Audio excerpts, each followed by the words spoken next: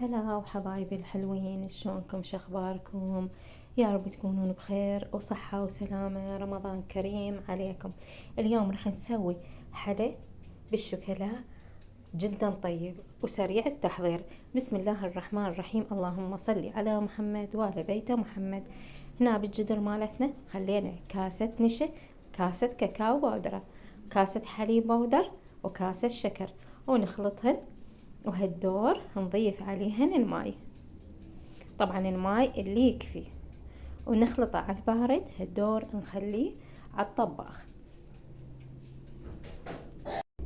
وبعد ما خلينا على الطباخ وثخل عندنا وبدأ يطلع هاي الفقاعات، خلينا كاسة من القيمر أو القشطة، وهالدور خلينا عليه قطع الكاكاو ونخلطه ونطفي النار.